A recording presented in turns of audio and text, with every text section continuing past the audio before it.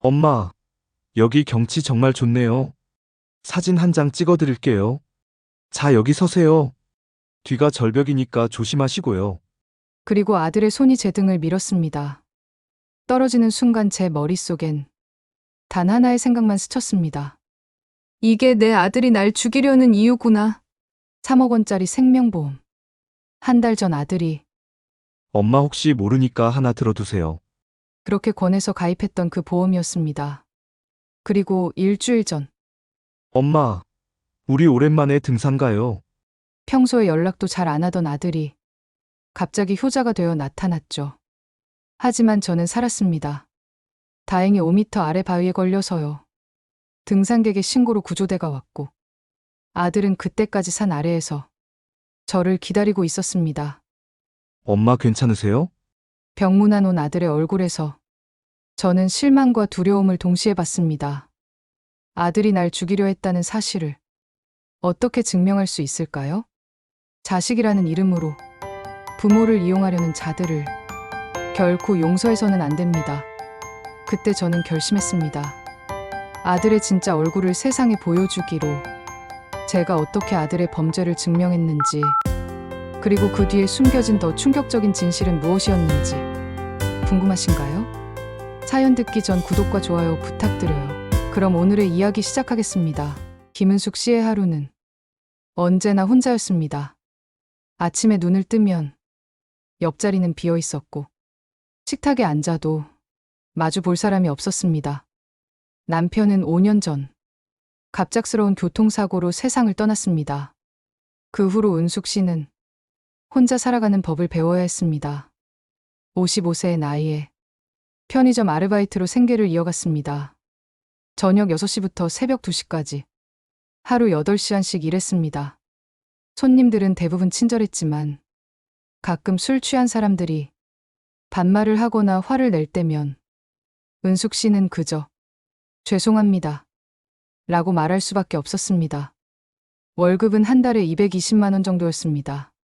집세와 생활비를 쓰고 나면 손에 남는 돈은 거의 없었습니다. 하지만 은숙 씨에게는 버티는 이유가 하나 있었습니다. 바로 아들 강민호였습니다. 민호는 올해 32살, 대학을 졸업하고 IT 회사에 다니고 있었습니다. 은숙 씨는 아들이 자랑스러웠습니다. 남편이 세상을 떠난 후에도 열심히 공부해서 좋은 회사에 취직했으니까요. 하지만 요즘 들어 아들과의 연락이 뜸해졌습니다. 예전에는 일주일에 한 번씩 전화라도 했었는데 최근 몇 달간은 은숙 씨가 먼저 전화를 해도 엄마 바빠 나중에 그렇게 끊기 일쑤였습니다. 은숙 씨는 이해하려 했습니다. 젊은 사람이 회사 일도 바쁘고 자기 생활도 있을 테니까요. 내가 너무 자주 연락하는 건 아닐까? 그렇게 스스로를 설득하며 은숙 씨는 아들에게 부담이 되지 않으려 노력했습니다. 그렇게 또 한 달이 지났습니다. 추석이 다가오고 있었습니다. 은숙 씨는 혹시나 하는 마음에 아들에게 문자를 보냈습니다. 민호야, 추석에 집에 올 수 있니? 한참을 기다렸지만 답장은 오지 않았습니다. 다음 날 아침 출근 준비를 하던 은숙 씨의 휴대폰에 드디어 답장이 왔습니다. 엄마 미안, 회사 일 때문에 못 갈 것 같아. 은숙 씨는 실망스러웠지만 그래 알았어, 일 열심히 해 라고 답장을 보냈습니다. 그리고 추석 연휴 은숙 씨는 혼자 명절을 보냈습니다.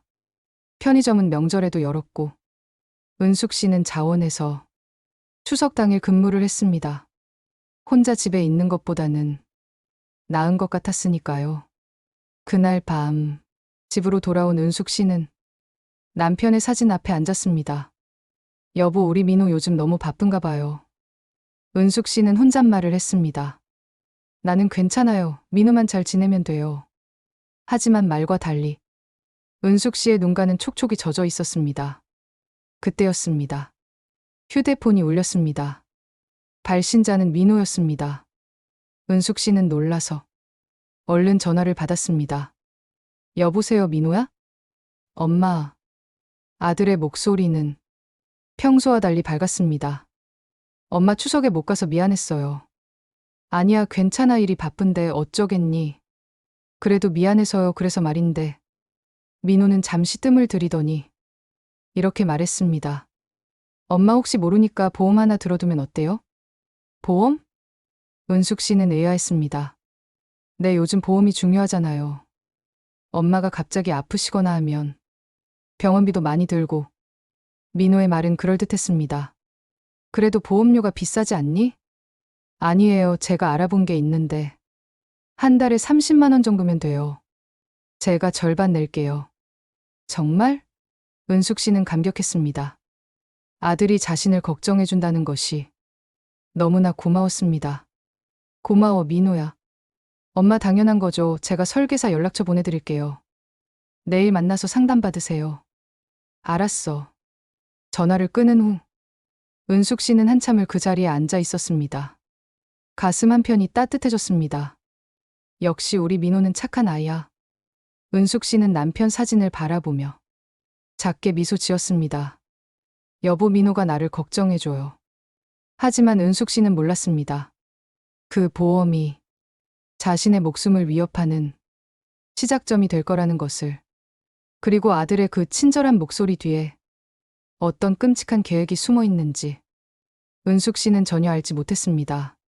다음 날, 은숙 씨는 약속 장소로 나갔습니다. 카페에서 보험 설계사를 만났습니다. 30대 초반으로 보이는 여자 설계사는 친절했습니다.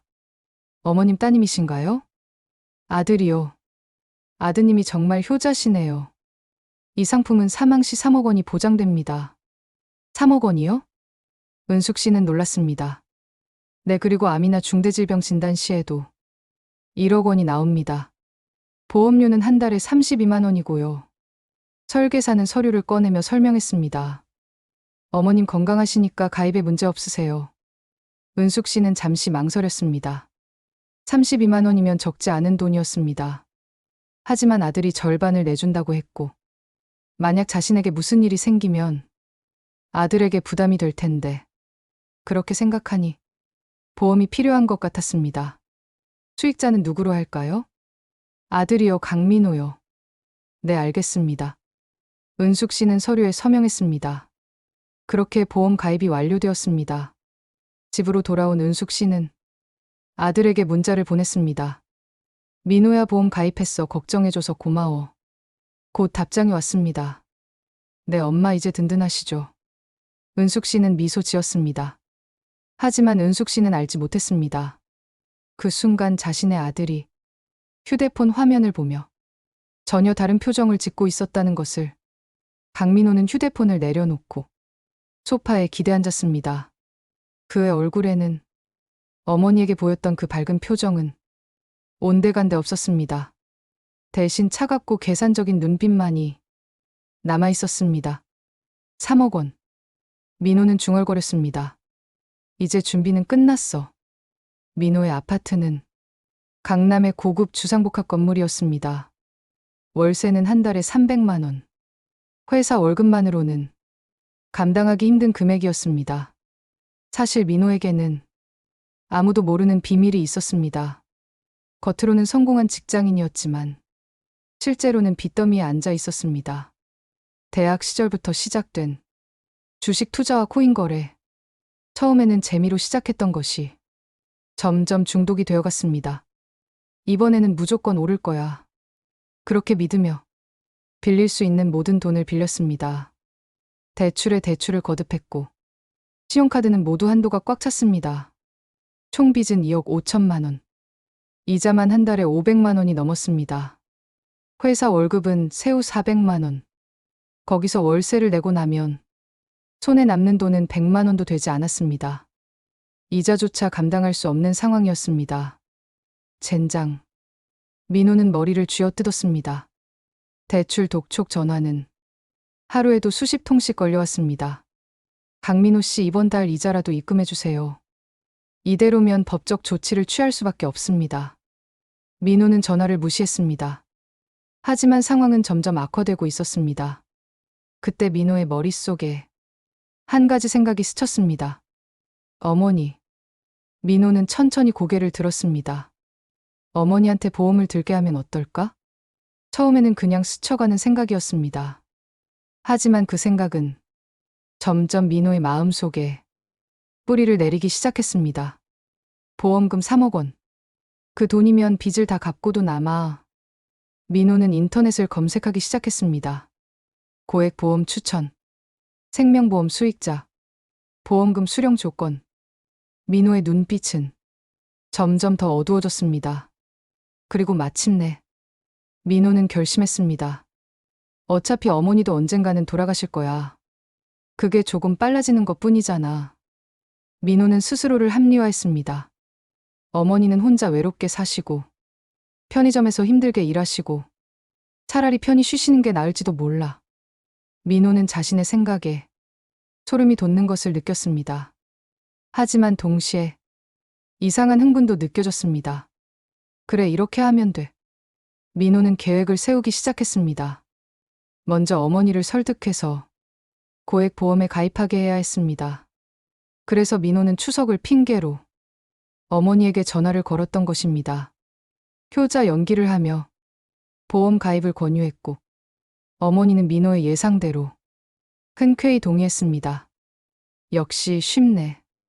민호는 비웃었습니다. 어머니는 나를 너무 믿으신다니까. 보험 가입 후 민호는 2주 정도 기다렸습니다. 너무 빨리 사고가 나면 의심받을 수 있었으니까요. 그리고 드디어 민호는 어머니에게 전화를 걸었습니다. 엄마, 민호야, 무슨 일이니? 어머니의 목소리는 아들의 전화를 받아서인지 들뜬 것 같았습니다. 엄마, 이번 주말에 시간 되세요? 응, 왜? 오랜만에 등산 가요. 등산? 네, 요즘 제가 운동을 시작했거든요. 엄마랑 같이 가면 좋을 것 같아서요. 민호의 목소리는 다정하고 밝았습니다. 전화기 너머 어머니는 잠시 침묵했습니다. 민호는 조바심이 났습니다. 혹시 일하세요? 아니야. 어머니가 급히 대답했습니다. 괜찮아, 민호야, 갈 수 있어. 정말요? 그럼 토요일 아침 9시에 엄마 집 앞으로 차 가지고 갈게요. 그래, 알았어. 어머니의 목소리에는 기쁨이 가득했습니다. 민호야, 오랜만에 보는 거네. 네, 엄마, 주말에 봐요. 전화를 끊은 민호는 창밖을 바라보았습니다. 그의 눈빛은 이미 인간의 것이 아니었습니다. 토요일 아침, 민호는 평소보다 일찍 일어났습니다. 샤워를 하고 등산복을 입었습니다. 거울을 보며 미소 짓는 연습을 했습니다. 자연스럽게.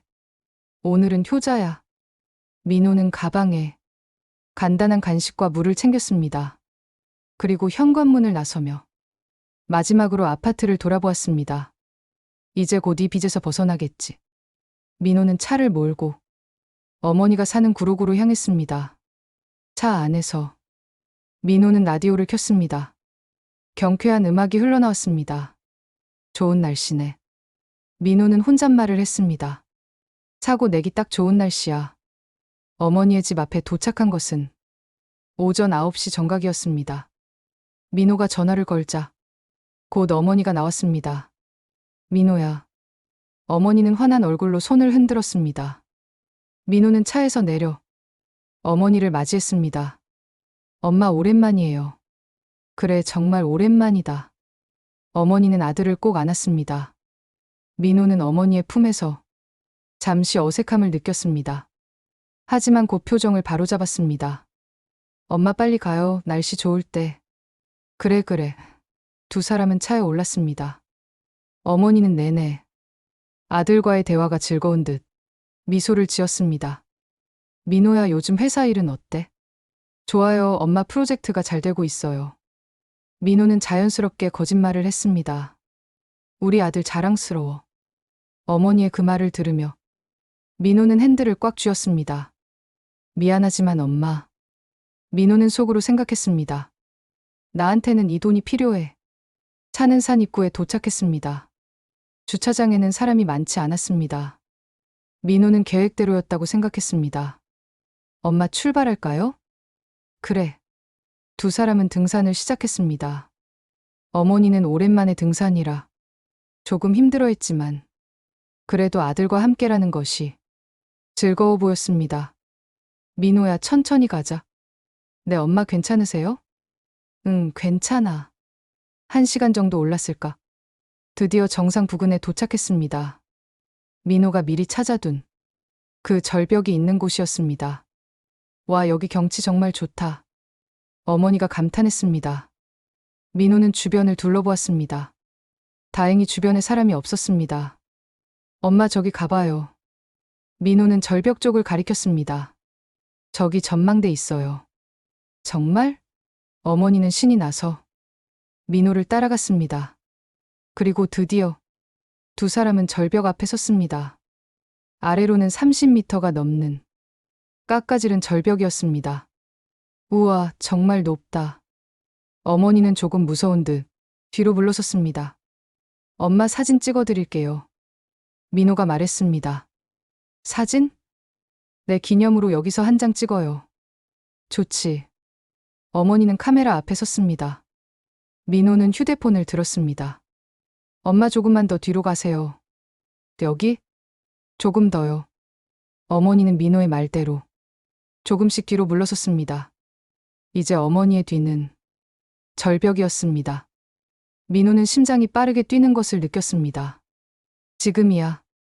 민호는 휴대폰을 내려놓고 어머니에게 다가갔습니다. 엄마, 왜 민호야? 경치가 정말 좋네요. 민호는 어머니 옆에 섰습니다. 그리고 천천히 어머니의 뒤로 돌아갔습니다. 어머니는 여전히 앞쪽 경치를 바라보고 있었습니다. 민호는 두 손을 들어 어머니의 등을 향했습니다. 미안해, 엄마. 민호는 마지막으로 생각했습니다. 하지만 나는 살아야 해. 그리고 민호는 힘껏 어머니를 밀었습니다. 어머니는 짧은 비명을 지르며 균형을 잃었습니다. 그리고 그대로 절벽 아래로 떨어졌습니다. 민호는 숨을 죽이고 절벽 아래를 내려다보았습니다. 어머니의 모습은 보이지 않았습니다. 다만 5m쯤 아래 작은 바위턱에 무언가가 걸려 있었습니다. 됐어. 민호는 중얼거렸습니다. 드디어 끝났어. 민호는 주변을 다시 살폈습니다. 다행히 아무도 없었습니다. 민호는 서둘러 그 자리를 떠났습니다. 하산하는 내내 민호의 얼굴에는 미소가 지어지지 않았습니다. 대신 식은땀이 흘렀습니다. 잘했어, 이제 3억 원이야. 민호는 스스로를 다독였습니다. 주차장에 도착한 민호는 차에 올라탔습니다. 그리고 어머니의 휴대폰으로 문자를 보냈습니다. 자신의 번호로. 민호야, 나 좀 더 있다가 내려갈게. 경치가 너무 좋아서 먼저 가도 돼. 민호는 문자를 보낸 후 어머니의 휴대폰을 가방에 넣었습니다. 그리고 차를 몰고 산을 내려갔습니다. 이제 민호는 집으로 돌아가서 평소처럼 행동하면 되었습니다. 그리고 저녁쯤 어머니한테서 연락이 없으면 걱정하는 척 신고를 하면 되는 것이었습니다. 완벽해. 민호는 생각했습니다. 아무도 모를 거야. 하지만 민호는 한 가지 계산을 잘못했습니다. 어머니가 그 절벽에서 살아남을 거라는 것을. 은숙 씨는 눈을 떴습니다. 온몸이 옥신거렸습니다. 등 뒤로 차가운 바위가 느껴졌습니다. 여기가 어디지? 은숙 씨는 천천히 상황을 파악했습니다. 자신은 지금 절벽 아래 작은 바위턱에 누워 있었습니다. 민호. 은숙 씨는 아들의 이름을 불렀습니다. 하지만 대답이 없었습니다. 은숙 씨는 천천히 몸을 일으켰습니다. 왼쪽 팔이 심하게 아팠습니다. 아마 골절된 것 같았습니다. 이마에서는 피가 흘렀고 무릎도 까져 있었습니다. 하지만 다행히 의식은 멀쩡했습니다. 은숙 씨는 위를 올려다보았습니다. 정상까지는 약 5m. 너무 높았습니다. 올라갈 수 없는 높이였습니다. 도와주세요. 은숙 씨는 소리를 질렀습니다. 하지만 대답이 없었습니다. 주변은 너무 조용했습니다. 은숙 씨는 그제야 떨어진 순간을 떠올렸습니다. 사진을 찍는다던 민호가 갑자기 자신의 뒤로 왔고, 그리고 민호가 날 밀었어. 은숙 씨는 깨달았습니다. 처음에는 믿고 싶지 않았습니다. 아니야, 실수였을 거야. 민호가 실수로 부딪힌 거야. 은숙 씨는 스스로를 설득하려 했습니다. 하지만 아무리 생각해도 그것은 명백한 고의였습니다. 민호의 손이 자신의 등을 힘껏 민 감촉. 그 순간의 충격이 너무나 생생했습니다. 왜? 은숙 씨는 중얼거렸습니다. 대체 왜? 눈물이 흘러내렸습니다. 내가 뭘 잘못했길래? 내가 민호한테 뭘 잘못했길래? 은숙 씨는 흐느꼈습니다. 10개월을 뱃속에 품었고, 젖을 먹이며 키웠고, 아버지가 돌아가신 후에도 혼자 힘으로 대학까지 보냈던 그 아들이 자신을 죽이려 했다는 사실이 믿기지 않았습니다. 민호야. 은숙 씨는 하늘을 향해 아들의 이름을 불렀습니다. 하지만 여전히 대답은 없었습니다. 아들은 이미 떠난 것이 분명했습니다. 은숙 씨는 가슴이 무너지는 것을 느꼈습니다. 아픈 것은 몸이 아니라 마음이었습니다. 내가 그렇게 쓸모없는 엄마였나. 은숙 씨는 자책했습니다. 내가 더 잘해줬어야 했나. 하지만 이내 은숙 씨는 고개를 저었습니다. 아니야. 아무리 생각해도 이건 아니야. 은숙 씨는 분노가 치밀어 올랐습니다. 내가 무슨 죄가 있다고. 죽여야 할 만큼? 은숙 씨는 주먹을 쥐었습니다. 왼팔은 아팠지만 오른손은 무사했습니다. 나는 여기서 죽을 수 없어. 은숙 씨는 이를 악물었습니다. 민호가 원하는 대로 될 순 없어. 은숙 씨는 주변을 살폈습니다. 이 바위턱은 약 2평 정도의 공간이었습니다. 옆으로는 산 경사면이 이어져 있었습니다. 저쪽으로 가면 은숙 씨는 가능성을 발견했습니다. 조금씩 내려갈 수 있을지도 몰라. 은숙 씨는 조심스럽게 움직이기 시작했습니다.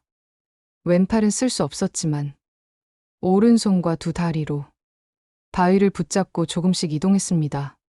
조심해. 천천히. 은숙 씨는 스스로에게 말했습니다. 한 걸음, 또 한 걸음. 은숙 씨는 경사면을 따라 조금씩 아래로 내려갔습니다. 하지만 그때였습니다. 으악. 은숙 씨의 발이 헛디뎠습니다. 몸이 미끄러지며 다시 아래로 떨어질 뻔했습니다. 간신히 오른손으로 나무 뿌리를 붙잡았습니다. 안 돼. 여기서 놓치면. 은숙 씨는 온 힘을 다해 버텼습니다. 온몸이 떨렸습니다. 팔에 힘이 빠져갔습니다. 제발. 은숙 씨는 간절히 기도했습니다. 제발 살게 해주세요. 민호를. 용서할 수는 없어도 진실은 밝혀야 해요. 그때였습니다. 위쪽에서 목소리가 들렸습니다. 저기 누구 있어요? 은숙 씨는 눈을 번쩍 떴습니다. 여기요, 도와주세요. 은숙 씨는 있는 힘껏 소리쳤습니다. 여기 사람 있어요. 잠시 후 2명의 등산객이 나타났습니다. 40대로 보이는 남녀였습니다. 어머, 저기 사람이. 여자가 놀라 소리쳤습니다.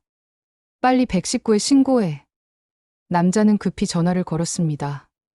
그리고 은숙 씨에게 다가왔습니다. 괜찮으세요? 제 손 잡으세요. 남자가 손을 뻗었습니다. 은숙 씨는 남자의 손을 붙잡았습니다. 남자는 은숙 씨를 끌어올렸습니다. 은숙 씨는 신음하며 안전한 곳으로 올라왔습니다. 고맙습니다. 정말 고맙습니다. 은숙 씨는 눈물을 흘렸습니다. 무슨 일이 있으셨어요? 여자가 물었습니다. 은숙 씨는 대답하지 못했습니다. 아들이 날 밀었다. 그 말을 어떻게 할 수 있겠습니까? 저 사진 찍다가 실족했어요. 은숙 씨는 거짓말을 했습니다. 아직은 진실을 말할 때가 아니었습니다. 혼자 오셨어요? 남자가 물었습니다. 네. 은숙 씨는 또 거짓말을 했습니다. 민호에 대해서는 아직 말할 수 없었습니다. 곧 산악구조대가 도착했습니다. 은숙 씨는 들것에 실려 산 아래로 이송되었습니다. 구급차가 대기하고 있었고 은숙 씨는 곧장 병원으로 옮겨졌습니다. 응급실에서 은숙 씨는 치료를 받았습니다. 왼쪽 팔은 골절, 여러 곳에 찰과상과 타박상. 하지만 생명에는 지장이 없었습니다. 정말 운이 좋으셨어요. 의사가 말했습니다. 그 높이에서 떨어지셨으면 보통은 사망하거든요. 바위턱이 받쳐준 게 다행이에요. 은숙 씨는 대답하지 않았습니다. 운이 좋다고? 아들한테 살해당할 뻔한 것이 운이 좋은 건가? 은숙 씨는 천장을 바라보았습니다. 대체 왜? 은숙 씨는 여전히 이해할 수 없었습니다. 민호가 자신을 죽이려 한 이유를. 그때 은숙 씨의 머릿속에 한 가지 생각이 스쳤습니다. 보험.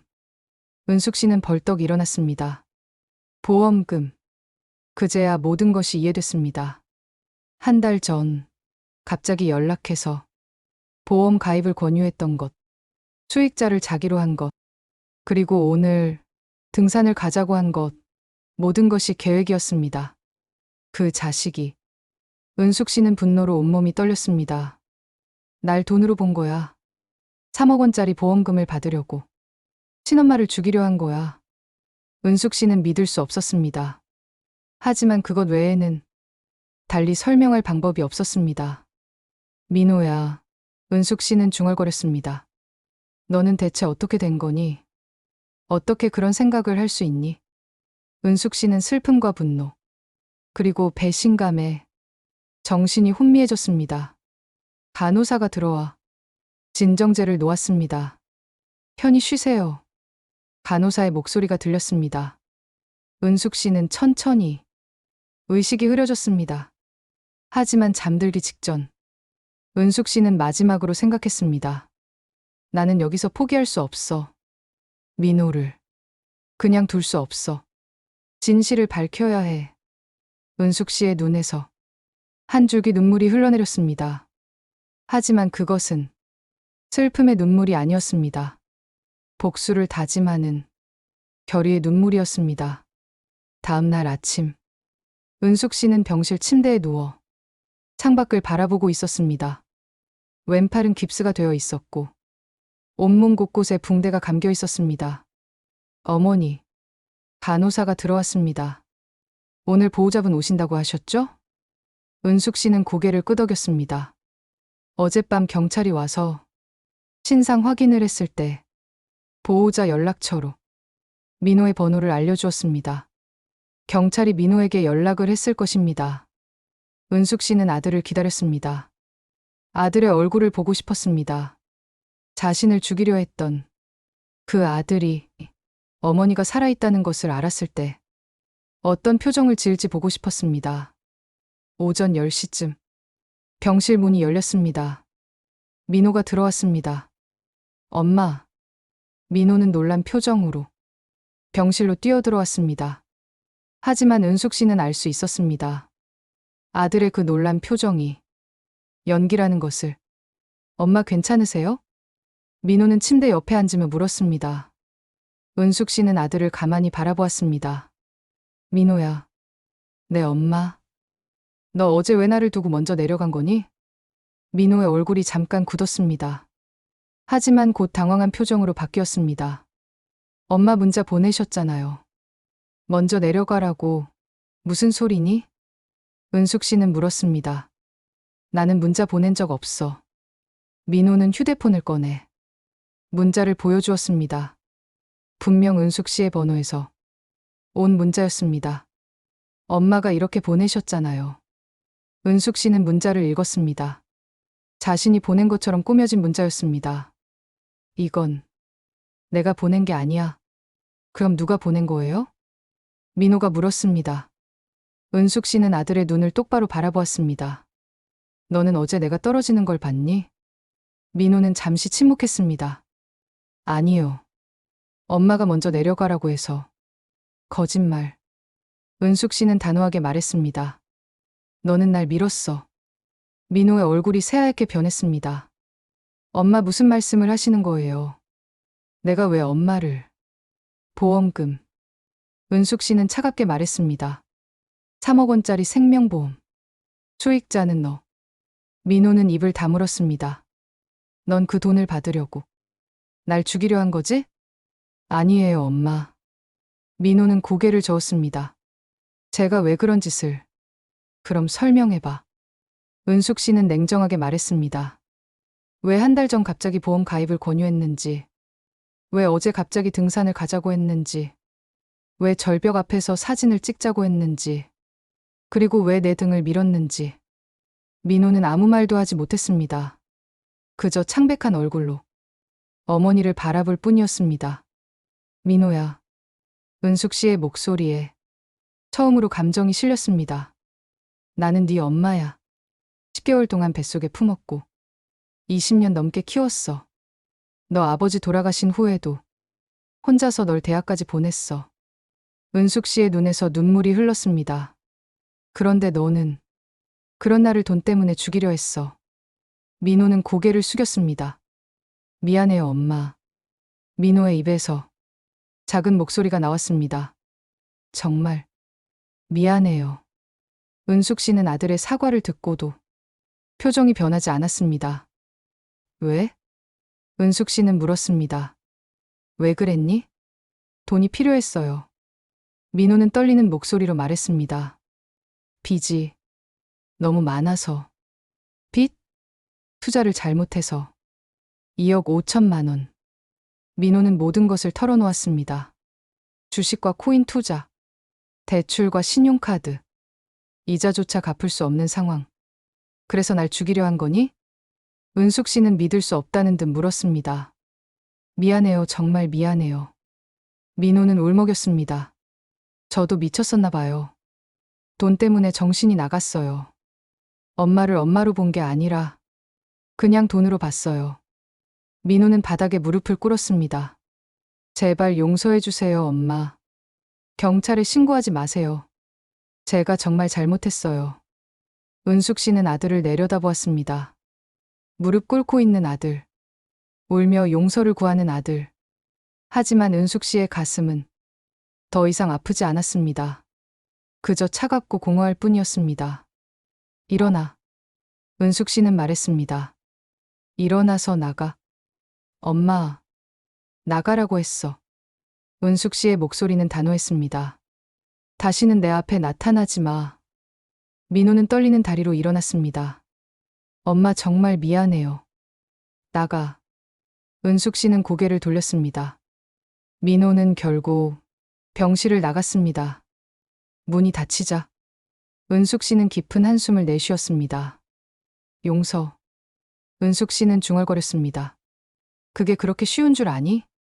은숙 씨는 주먹을 쥐었습니다. 아팠지만 참았습니다. 나는 죽을 뻔했어. 너 때문에. 그런데 미안하다는 말 한마디면 모든 게 용서될 것 같아? 은숙 씨는 결심했습니다. 민호를 그냥 두지 않기로. 법의 심판을 받게 하기로. 하지만 은숙 씨는 생각했습니다. 어떻게 증명하지? 증거가 없었습니다. 민호가 자신을 밀었다는 것을 증명할 방법이 없었습니다. 주변에 목격자도 없었고 CCTV도 없었습니다. 문자. 은숙 씨는 생각했습니다. 민호가 자신의 휴대폰으로 자신에게 문자를 보낸 것. 그것이 증거가 될 수 있을까? 아니야. 은숙 씨는 고개를 저었습니다. 그것만으로는 부족해. 민호는 모르고 보냈다고 할 거야. 실족사로 위장하려던 거라는 걸 어떻게 증명하지? 은숙 씨는 깊이 생각했습니다. 그때 한 가지 생각이 떠올랐습니다. 통화 녹음. 은숙 씨는 눈을 번쩍 떴습니다. 민호를 다시 만나서 자백을 받아내면 돼. 녹음을 하고 은숙 씨는 계획을 세우기 시작했습니다. 며칠 후 은숙 씨는 퇴원을 했습니다. 의사는 좀 더 입원하라고 했지만 은숙 씨는 고집을 부렸습니다. 집으로 돌아온 은숙 씨는 곧바로 준비를 시작했습니다. 먼저 휴대폰에 통화 녹음 앱을 설치했습니다. 그리고 민호에게 전화를 걸었습니다. 여보세요? 민호의 목소리는 조심스러웠습니다. 나야. 엄마. 어떻게 지내세요? 너 지금 시간 있니? 네, 왜요? 만나자. 엄마, 할 이야기가 있어. 은숙 씨는 차분하게 말했습니다. 카페에서 만나자. 민호는 잠시 망설이다. 대답했습니다. 알겠어요. 약속 시간은 다음날 오후 2시. 장소는 집 근처 조용한 카페였습니다. 은숙 씨는 전화를 끊고 녹음 앱을 확인했습니다. 이제 준비는 끝났어. 은숙 씨는 중얼거렸습니다. 민호야, 너는 내가 한 짓에 대한 대가를 치러야 해. 아무리 내 아들이라도 용서할 수 없는 선이 있어. 은숙 씨는 창밖을 바라보았습니다. 내일이면 모든 것이 시작될 것입니다. 진실을 밝히기 위한 은숙 씨의 싸움이 다음날 오후 2시. 은숙 씨는 약속한 카페에 먼저 도착했습니다.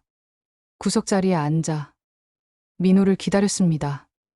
휴대폰의 녹음 앱은 이미 작동 중이었습니다. 10분 후 민호가 카페에 들어왔습니다. 민호는 주변을 둘러보다가 은숙 씨를 발견하고 조심스럽게 다가왔습니다. 엄마, 앉아. 은숙 씨는 차갑게 말했습니다. 민호는 어머니 앞에 앉았습니다. 뭐 드실래요? 제가 주문할게요. 됐어. 은숙 씨는 손을 저었습니다. 나는 마실 기분 아니야. 민호는 불편한 표정으로 자리에 앉았습니다. 엄마 저 부른 이유가 뭐예요? 민호야. 은숙 씨는 아들을 똑바로 바라보았습니다. 나한테 솔직하게 말해줄래? 무슨 말씀이세요? 내가 나를 죽이려 한 이유. 진짜 이유를 말해줘. 민호는 시선을 피했습니다. 엄마 그건 빚 때문이라고 했지? 네. 그게 전부니? 은숙 씨는 날카롭게 물었습니다. 다른 이유는 없었니? 민호는 잠시 침묵했습니다. 사실은 민호는 입을 열었습니다. 엄마가 혼자 사시는 게 안쓰러웠어요. 무슨 소리니? 편의점에서 야간 알바하시고 명절에도 혼자 보내시고 그런 엄마를 보면서 차라리 민호는 말을 잇지 못했습니다. 차라리 뭐? 은숙 씨는 냉정하게 물었습니다. 차라리 편히 쉬시는 게 나을 것 같았어요. 은숙 씨는 믿을 수 없다는 듯 아들을 바라보았습니다. 그래서 날 죽이려 한 거야? 내가 불쌍해 보여서?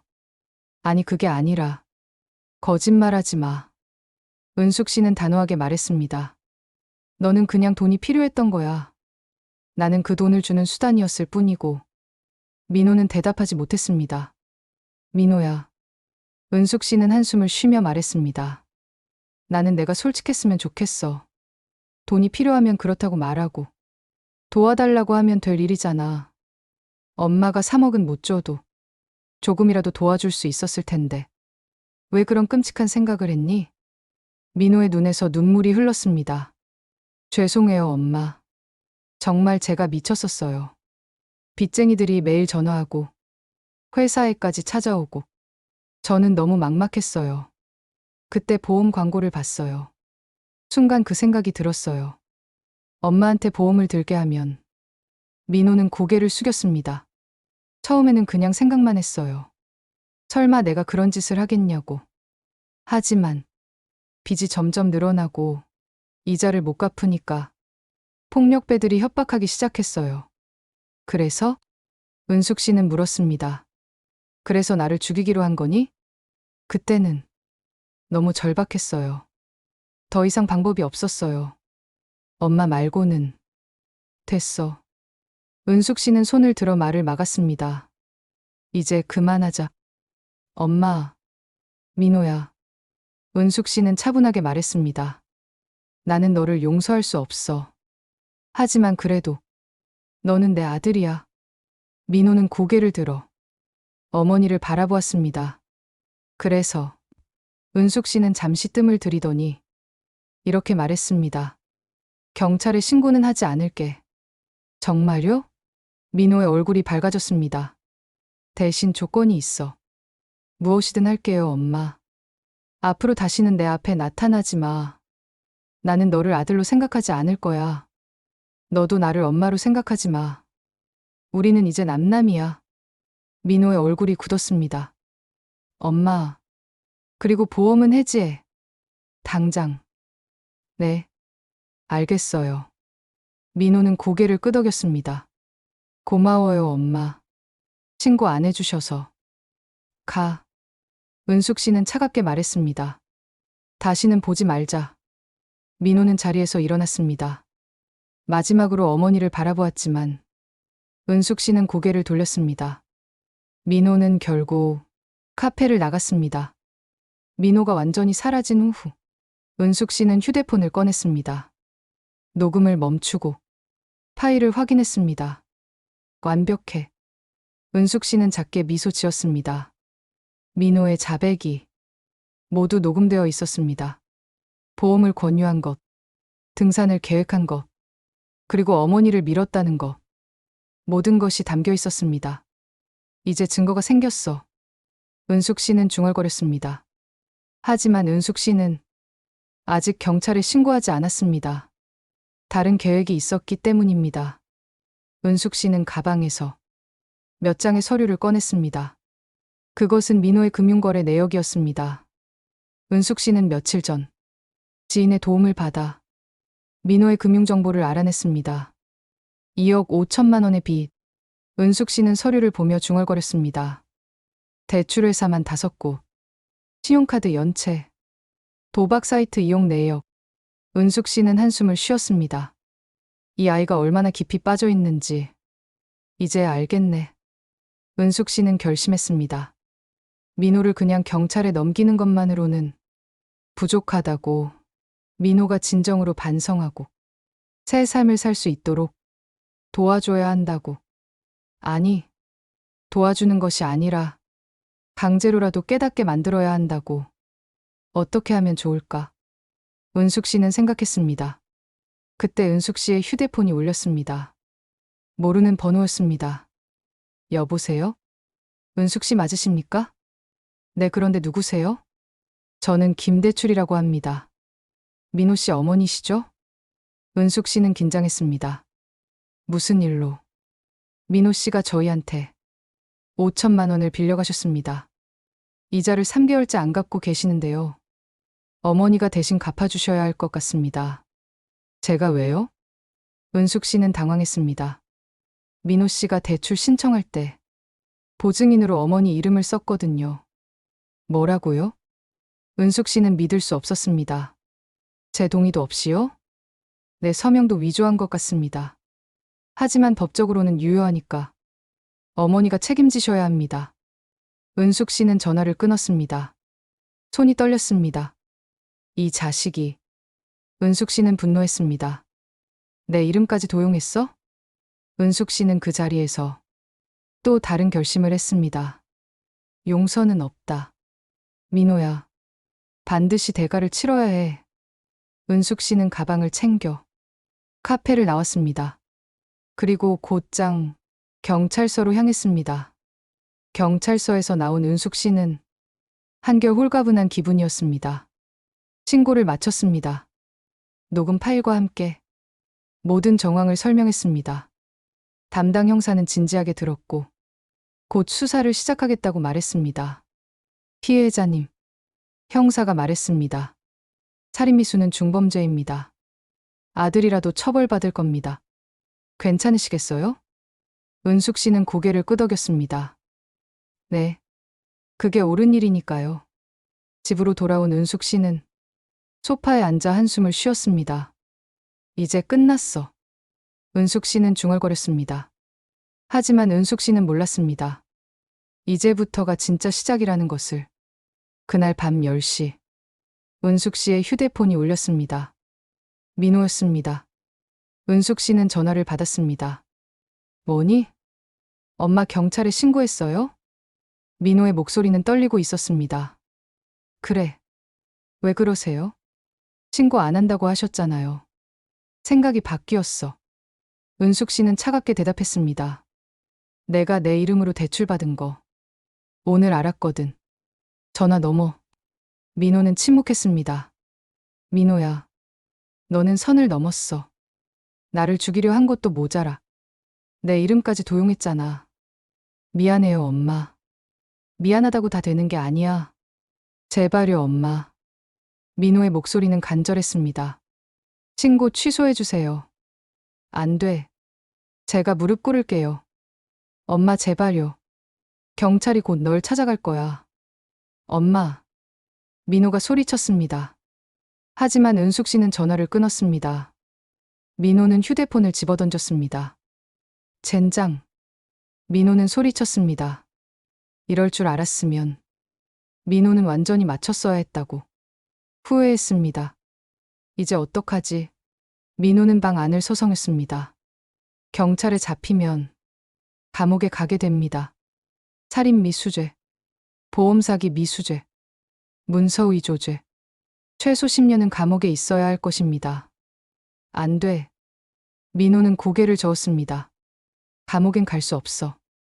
민호는 다시 휴대폰을 집어들고 어머니에게 전화를 걸었습니다. 하지만 은숙 씨는 받지 않았습니다. 민호는 문자를 보냈습니다. 엄마, 제발 다시 생각해 주세요. 제가 뭐든지 할게요. 빚도 갚을게요. 제발 신고 취소해 주세요. 하지만 답장은 오지 않았습니다. 민호는 점점 더 초조해졌습니다. 뭔가 해야 해. 민호는 생각했습니다. 경찰이 오기 전에. 그때 민호의 머릿속에 위험한 생각이 떠올랐습니다. 증거를 없애면 돼. 민호는 중얼거렸습니다. 녹음 파일. 엄마 휴대폰에 있을 거야. 그걸 없애버리면 돼. 민호는 자리에서 벌떡 일어났습니다. 그래, 그거야. 민호는 서둘러 옷을 챙겨 입었습니다. 그리고 차 열쇠를 집어들고 집을 나섰습니다. 목적지는 어머니의 집이었습니다. 밤 11시. 민호는 어머니의 아파트 앞에 도착했습니다. 불은 꺼져 있었습니다. 어머니는 아마 주무시는 것 같았습니다. 민호는 주변을 살폈습니다. 아무도 없었습니다. 민호는 비밀번호를 눌렀습니다. 어머니는 아직 비밀번호를 바꾸지 않았던 것입니다. 삐삐삐. 문이 열렸습니다. 민호는 조용히 안으로 들어갔습니다. 집 안은 어두웠습니다. 민호는 휴대폰 손전등을 켜고 어머니의 방을 살펴보았습니다. 어머니는 침대에서 자고 계셨습니다. 민호는 조심스럽게 거실로 이동했습니다. 탁자 위에 어머니의 휴대폰이 있었습니다. 찾았다. 민호는 휴대폰을 집어들었습니다. 하지만 잠금이 걸려 있었습니다. 비밀번호를 알아야 했습니다. 민호는 몇 가지 번호를 시도했습니다. 어머니의 생일, 아버지의 생일, 자신의 생일. 하지만 모두 틀렸습니다. 젠장. 민호는 욕을 했습니다. 그때 어머니의 방에서 소리가 들렸습니다. 민호는 깜짝 놀라 휴대폰을 떨어뜨렸습니다. 누구세요? 어머니의 목소리가 들렸습니다. 불이 켜졌습니다.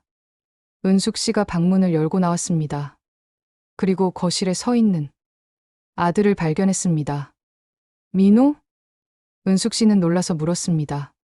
너 여기서 뭐 하는 거니? 민호는 대답하지 못했습니다.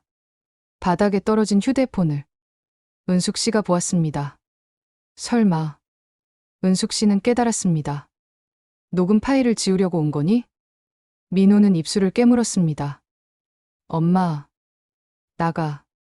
은숙 씨는 단호하게 말했습니다. 당장 나가. 엄마, 제발요. 민호는 다가갔습니다. 신고만 취소해 주세요. 안 된다고 했잖아. 그럼 저는 어떻게 돼요? 민호가 소리쳤습니다. 감옥에 가면 제 인생은 끝이에요. 그건 내가 자초한 거야. 은숙 씨도 목소리를 높였습니다. 내가 나를 죽이려 하지 않았으면 이런 일도 없었을 거 아니니. 저도 어쩔 수 없었어요. 민호는 외쳤습니다. 빚쟁이들이 매일 협박하고 회사에서도 쫓겨날 뻔하고 저는 살기 위해서 그런 거예요. 그래서 나는 죽어도 된다는 거니? 은숙 씨는 차갑게 물었습니다. 나는 내 엄마야. 너를 낳고 키운 사람이야. 그런 나를 돈 때문에 죽이려 했어. 그게 정당방위라고 생각하니? 민호는 아무 말도 하지 못했습니다. 나가. 은숙 씨는 문을 가리켰습니다. 경찰 오기 전에 나가. 하지만 민호는 움직이지 않았습니다. 오히려 한 걸음 더 다가왔습니다. 엄마. 민호의 목소리가 낮아졌습니다. 제가 부탁하는 거예요. 신고 취소해주세요. 안 된다고 했어. 그럼. 민호의 눈빛이 변했습니다. 어쩔 수 없네요. 민호는 갑자기 은숙 씨에게 달려들었습니다. 으악. 은숙 씨는 비명을 질렀습니다. 민호는 어머니를 밀쳐 소파에 넘어뜨렸습니다. 민호야, 너 미쳤니? 미안해요, 엄마. 민호는 어머니의 휴대폰을 집어들었습니다. 하지만 저는 감옥에 갈 수 없어요. 민호는 휴대폰을 바닥에 내던졌습니다. 휴대폰이 산산조각 났습니다. 안 돼. 은숙 씨가 소리쳤습니다. 하지만 이미 늦었습니다. 이제 증거는 없어요. 민호는 씁쓸하게 웃었습니다. 경찰이 와도 소용없어요. 은숙 씨는 바닥에 주저앉았습니다. 너, 정말, 미안해요, 엄마. 민호는 어머니를 내려다보았습니다. 하지만 저도 살아야 해요. 민호는 현관문으로 향했습니다. 하지만 문을 열기 직전 멈춰섰습니다. 엄마. 민호는 뒤를 돌아보지 않고 말했습니다. 앞으로 저한테 연락하지 마세요. 저도 엄마한테 연락 안 할게요. 우리 진짜 남남으로 살아요. 그리고 민호는 문을 열고 나갔습니다. 은숙 씨는 바닥에 주저앉은 채 부서진 휴대폰을 바라보았습니다. 눈물이 흘렀습니다. 민호야. 은숙 씨는 중얼거렸습니다. 너는 정말 끝까지 가는구나. 하지만 은숙 씨는 포기하지 않았습니다. 은숙 씨는 천천히 일어나 부서진 휴대폰을 주워들었습니다. 괜찮아. 은숙 씨는 스스로에게 말했습니다. 나는 백업을 해뒀으니까. 사실 은숙 씨는 며칠 전에 이미 녹음 파일을 컴퓨터와 이메일에 백업해두었던 것입니다. 민호가 휴대폰을 부숴도 원본은 안전했습니다. 민호야. 은숙 씨는 작게 미소 지었습니다. 너는 내가 그냥 당할 줄 알았니? 은숙 씨는 곧바로 경찰에 전화를 걸었습니다. 네, 저 김은숙입니다. 아까 신고한 사건 말인데요. 범인이 방금 제 집에 침입했습니다. 증거를 없애려고 휴대폰을 부쉈어요. 네, 지금 바로 와주세요. 전화를 끄는 은숙 씨는 창밖을 바라보았습니다. 민호는 아마 자신이 이겼다고 생각하고 있겠죠. 하지만 민호는 몰랐습니다. 오히려 자신의 죄를 더 키웠다는 것을. 주거침입죄, 폭행죄, 증거인멸죄. 이제 민호는 더 이상 도망칠 곳이 없었습니다. 이제 곧 끝이야. 은숙 씨는 중얼거렸습니다. 정의는 반드시 실현돼. 3개월 후 서울중앙지방법원 제12형사부. 법정은 사람들로 가득했습니다. 피고인 강민호에 대한 재판을 시작하겠습니다. 재판장의 목소리가 울렸습니다. 피고인석에 앉은 민호는 수갑을 찬 채 고개를 숙이고 있었습니다. 민호는 은숙 씨가 경찰에 신고한 날 바로 체포되었습니다. 경찰은 민호의 아파트에서 여러 증거들을 발견했습니다. 등산 계획을 검색한 기록, 보험 관련 문서들, 그리고 도박 사이트 이용 내역. 모든 것이 민호의 범행을 입증했습니다. 증인 김은숙 씨. 재판장이 불렀습니다. 증인석으로 나오시기 바랍니다. 은숙 씨는 자리에서 일어났습니다. 왼팔의 깁스는 이미 풀렸지만 아직 흉터가 남아 있었습니다. 은숙 씨는 천천히 증인석으로 걸어갔습니다. 법정 안의 모든 시선이 은숙 씨에게 쏠렸습니다. 증인은 선서하시겠습니까? 네. 은숙 씨는 오른손을 들었습니다. 양심에 따라 숨김과 보탬이 없이 사실 그대로 말하고 만일 거짓이 있으면 위증의 벌을 받기로 맹세합니다. 선서를 마친 은숙 씨는 자리에 앉았습니다. 검사가 질문을 시작했습니다. 증인께서는 피고인과 어떤 관계입니까? 제 아들입니다. 은숙 씨의 목소리는 차분했습니다. 피고인이 증인을 살해하려 했다는 것이 사실입니까? 네, 사실입니다. 방청객들이 웅성거렸습니다. 재판장이 망치를 두드렸습니다. 조용히 하시기 바랍니다. 검사가 계속 질문했습니다. 구체적으로 어떤 일이 있었는지 말씀해 주시겠습니까? 은숙 씨는 깊은 숨을 들이쉬고 이야기를 시작했습니다. 3개월 전, 제 아들은 저에게 등산을 가자고 제안했습니다. 평소에는 연락도 잘 안 하던 아들이 갑자기 효자가 되어 나타났죠. 은숙 씨는 그날의 일을 자세히 설명했습니다. 등산로를 오르던 것, 정상 부근의 절벽에 도착한 것, 사진을 찍는다는 핑계로 절벽 가까이 유인한 것, 그리고 은숙 씨는 잠시 말을 멈췄습니다. 제 아들은 제 등을 힘껏 밀었습니다. 저는 균형을 잃고 절벽 아래로 떨어졌습니다. 방청석이 다시 술렁였습니다. 다행히 5m 아래 바위턱에 걸려 목숨을 건졌습니다. 하지만 왼팔은 골절되었고 온몸에 타박상을 입었습니다. 검사가 물었습니다. 피고인이 증인을 살해하려 한 이유가 무엇이라고 생각하십니까? 보험금입니다. 은숙 씨는 단호하게 대답했습니다. 제 아들은 사건 한 달 전 저에게 3억 원짜리 생명보험 가입을 권유했습니다. 수익자는 자신으로 했고요. 목적은 명백했습니다. 저를 죽이고 보험금을 받으려 했던 겁니다. 검사는 여러 증거들을 제시했습니다. 보험 가입 서류, 은숙 씨가 녹음한 민호의 자백, 등산로 사진들, 민호의 휴대폰 검색 기록. 이 녹음 파일을 들어보시죠. 검사가 말했습니다. 법정에 녹음이 재생되었습니다. 빚이 필요했어요. 2억 5천만 원. 엄마한테 보험을 들게 하면 처음에는 그냥 생각만 했어요. 하지만 더 이상 방법이 없었어요. 민호의 목소리가 법정에 울려 퍼졌습니다. 모든 자백이 생생하게 담겨 있었습니다. 녹음이 끝나자 법정은 침묵에 휩싸였습니다. 재판장이 피고인에게 물었습니다. 피고인 강민호, 증인의 증언과 증거들에 대해 할 말이 있습니까? 민호는 천천히 일어났습니다. 얼굴은 창백했고 눈은 충혈되어 있었습니다. 재판장님.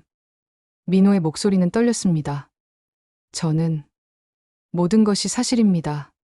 방청석이 다시 술렁였습니다. 저는 제 어머니를 죽이려 했습니다. 민호는 고개를 숙였습니다.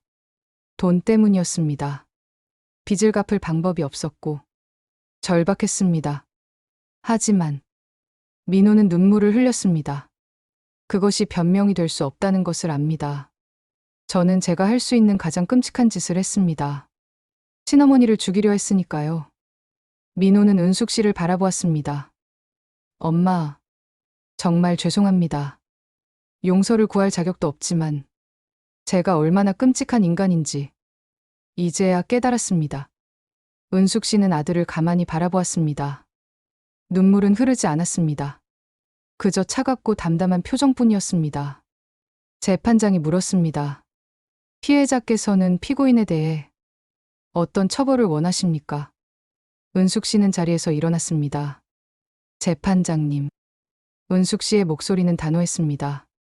저는 법이 정한 대로 정당한 처벌이 내려지기를 원합니다. 비록 제 아들이지만 저를 죽이려 한 것은 명백한 범죄입니다. 그리고 은숙 씨는 잠시 뜸을 들였습니다. 제 아들이 감옥에서 진정으로 반성하고 새로운 사람으로 거듭나기를 바랍니다. 그것만이 제 아들이 다시 사람다운 삶을 살 수 있는 길입니다. 재판장은 고개를 끄덕였습니다. 증인의 말씀 잘 들었습니다. 증인은 내려가셔도 됩니다. 은숙 씨는 증인석에서 내려왔습니다. 자리로 돌아가면서 민호와 눈이 마주쳤습니다. 민호는 울고 있었습니다. 하지만 은숙 씨는 고개를 돌렸습니다. 2주 후 선고 공판이 열렸습니다. 재판장이 판결문을 읽기 시작했습니다. 피고인 강민호에 대한 판결을 선고하겠습니다. 법정은 숨소리조차 들리지 않을 만큼 조용했습니다. 피고인은 친모에게 고액의 생명보험을 가입하게 한 후 등산로 절벽에서 밀어 살해하려 하였으나 피해자가 바위턱에 걸려 중상을 입는 데 그쳤습니다. 이는 살인미수에 해당하며 보험 사기 미수, 주거침입, 폭행, 증거인멸 등 여러 범죄가 경합되어 있습니다. 특히 피고인은 자신을 낳고 길러준 어머니를 금전적 이익을 위해 살해하려 하였으니 그 죄질이 매우 불량합니다. 재판장은 잠시 멈췄다가 계속 말했습니다. 다만 피고인이 범행을 자백하고 깊이 반성하고 있는 점, 피해자가 기적적으로 생명을 건진 점, 피고인에게 전과가 없는 점 등을 참작하여 재판장이 마지막으로 말했습니다. 피고인 강민호에게 징역 12년을 선고합니다. 땅! 망치 소리가 울렸습니다. 민호는 그 자리에 주저앉았습니다. 12년. 민호는 중얼거렸습니다. 12년. 은숙 씨는 자리에서 일어났습니다. 그리고 법정을 나가려 했습니다. 엄마. 뒤에서 민호의 목소리가 들렸습니다. 엄마 미안해요. 정말 미안해요. 은숙 씨는 걸음을 멈췄습니다. 하지만 뒤돌아보지는 않았습니다. 12년 후에 은숙 씨는 작게 말했습니다. 진짜 사람이 되어서 나와라. 그리고 은숙 씨는 법정을 나갔습니다. 법원 밖은 화창했습니다. 은숙 씨는 계단에 서서 하늘을 올려다보았습니다. 끝났어. 은숙 씨는 중얼거렸습니다. 드디어 끝났어. 눈물이 흘렀습니다. 이번에는 슬픔의 눈물도 분노의 눈물도 아니었습니다. 해방의 눈물이었습니다. 긴 싸움이 끝났습니다. 정의는 실현되었습니다. 하지만 은숙 씨의 가슴 한편은 여전히 아팠습니다. 민호야. 은숙 씨는 작게 불렀습니다. 12년 후에는 정말 달라져 있기를 바란다. 은숙 씨는 계단을 내려갔습니다. 새로운 삶이 시작되었습니다. 아들 없는 삶. 하지만 자유로운 삶. 은숙 씨는 천천히 집으로 향했습니다. 6개월 후, 은숙 씨는 편의점 일을 그만두었습니다. 대신 작은 꽃집에서 일하기 시작했습니다. 월급은 예전과 비슷했지만 일은 훨씬 평화로웠습니다. 아침마다 꽃을 정리하고 손님들에게 웃으며 인사하는 일. 은숙 씨에게는 그것으로 충분했습니다. 어서 오세요. 은숙 씨는 손님에게 미소 지었습니다. 장미 한 다발 주세요. 네, 어떤 색으로 드릴까요? 빨간색으로요. 은숙 씨는 정성껏 장미를 골라 아름다운 다발을 만들었습니다. 여기 있습니다. 와, 예쁘네요. 감사합니다. 손님이 나간 후 은숙 씨는 가게 안을 둘러보았습니다. 형형색색의 꽃들, 햇살이 들어오는 창문, 고요하고 평화로운 공간. 이만하면 됐어. 은숙 씨는 생각했습니다. 이 정도면 충분해. 어느 날, 은숙 씨에게 편지가 왔습니다. 발신인은 강민호.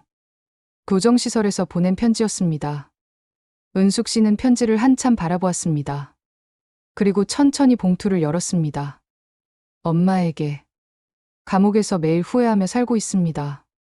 제가 얼마나 끔찍한 짓을 했는지 이제야 진정으로 깨닫고 있습니다.